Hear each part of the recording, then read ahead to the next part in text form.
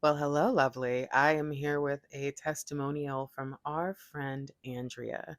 Some of you know Andrea is my birthday twin, and she has, in sharing different things about her life that I will in this moment keep private, in sharing things, she has actually helped me to get my life in order and my health in order in ways that I will never forget. And so I do love Andrea. And I was really blessed that she decided to write this for me. So without further ado, let's get into it. Before being divinely led to grace, I would watch hours of tarot and had a cycle of watching while being a hopeful romantic and would have a different leading man in my mind, but most were unreciprocated. Sorry. I've been butchering the testimonials. My bad, Andrew. Okay. I would push away what could be a healthy dynamic with any gentleman. I thought chasing love was a natural part of bringing in love, and I had to earn a lifelong partnership. It has been 7 years since I had started to awaken, and it was refreshing to find a kindred spirit beginning a reunion journey and can relate to extended singlehood. Yeah, because when I first started, I shared a lot about what my relationship life had been like, and I was just really discovering twin flames when I started my ministry. Mr. Lightwork and I actually explored it together, which is, I think, a unique part of what we do. I'm not supposed to be reading, I'm supposed to read only what Andrea says. And I immediately started talking. Grace, what are you doing? Focus, Grace. Okay. Well, okay, I'm sorry. I just know that Andrea gonna laugh, so that's what matters. While connecting with Grace, I begin to understand that I am deserving and capable of my own ministry. Many times, I was looking for my man to rescue me from the pain of not knowing where I was heading. I received many valuable insights that allow me to build as Empress Andrea and no longer fixate on what my divine masculine is doing. It is inspirational to work alongside Grace, to lead and co create a beautiful life on purpose. At this time, I am putting in effort to enjoy the growth period before reunion, and I am for the first time as a work in progress, content and fulfilling with divine my individual mission. My results are ongoing, and my ministry revolves around daily joy. The amount of clarity that I have been experiencing for the last 2 years has been fostered by the support and authenticity of Grace and other beautiful souls who understand the challenges and celebrate each other. I recommend that everyone that is considering going on a journey to find more meaning in their lives.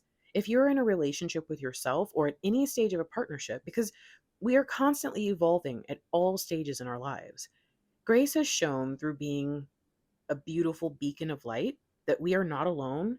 And it is for anyone that wants to grow and heal ourselves and understand we all have our own unique contribution to the greater good.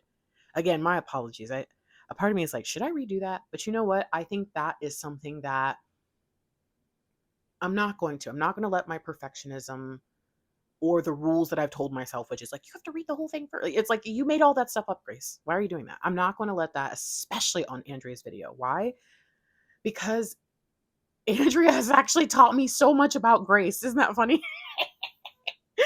She's taught me so much about it. And I think that the wisdom that she has shared with me, she emails me, I don't know, a couple times a month usually, and just shares downloads and updates and ideas. And it's just like, and then you know what?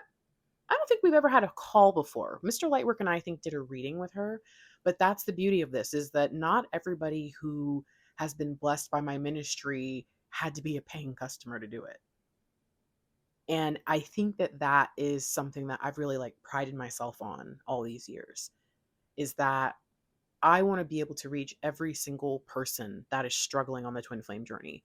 Not every twin flame is struggling, so I don't need to reach every twin flame.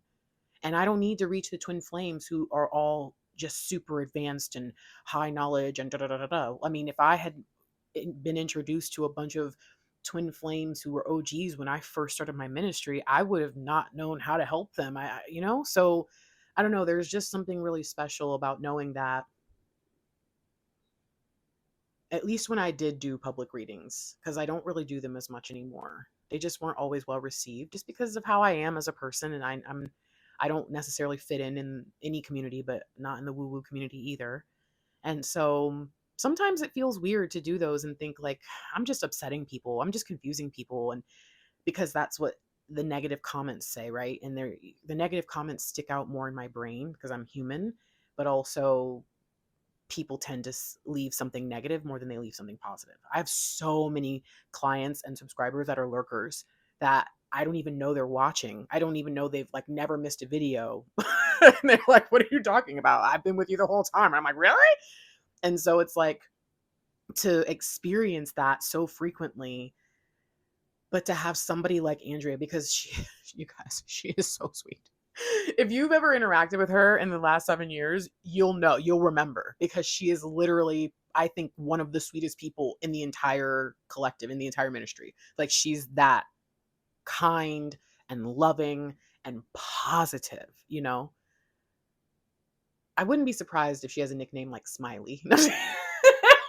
She's just, oh my goodness. So I want you to understand that it actually means a lot to me to know that there are things that I am saying. There are things like when I share about my partner and I, there are things that when I share about my past, that's really kind of embarrassing. And, that you hear me and that it resonates with you and that it actually helps you. To be honest, ever since I started getting these testimonials, I have been reinvigorated to start doing readings again. I'm just probably going to end up doing them more on a standard tarot channel. I think that triggering twin flames while they're already really stressed out is just not, I don't want to be a part of that anymore. And so I do have to figure out something else that I can do to be a blessing in the community. Um, but to know that at least the work I did do and the readings that are there, if someone wants to go and watch a playlist or something, can actually help change someone's life. That's been like a motto of mine. Like, I change lives is something that I used to say because I worked in education. And I really believed that every person that I helped get from, being admitted to graduation was a miracle. Because, there's so many reasons why you might quit, and it feels like it hasn't been a waste of time, because sometimes it does feel like that. Sometimes it feels like there's this revolving door of people coming in and people leaving, and that I'm just speaking into the wind. But that's not true. That's never been true. And it's moments like this where it's like, oh yeah, what am I talking about? And so, Andrea, thank you, because you delivered joy to me when you sent this. But you know what? You have delivered joy to me for years. And you have been such a light in my life. And I don't even know you like that, girl, but I do. Is that crazy? Is that crazy? I don't know. But these are the kinds of friends that make me glad the internet exists. And these are the kinds of testimonies that make me glad the internet exists for me to spread light. And I hope that if you have an Andrea in your life, that you can go give them a hug today. That, in fact, I think that would be oh, I don't know why that just made me emotional. I think that would be a really sweet thing to do. I know it might be hard because we don't touch each other anymore. I know that. I get that. I know that is strange. But you know what? You'd be surprised how many people would accept a hug. So if there's somebody in your life that you could just hug, go hug them. But if there's someone in your life and you're not really sure, even if you can't just offer them a hug, ask them for one. Some people might not need it, but they'll give it. I think that could be a nice way to spread some joy, because hugs actually affect your body. Um, did you know that? Hugs actually affect your body. They affect your hormones. Hug someone for 8 seconds. Now I'm putting rules and parameters. You find someone, hug them for exactly 8 seconds, please, and then next you will. I'm just kidding, but I think that would be nice. If you heard this video, honor Andrea whenever you hear this and go give someone a nice hug. Send me some love because I could use a hug myself. And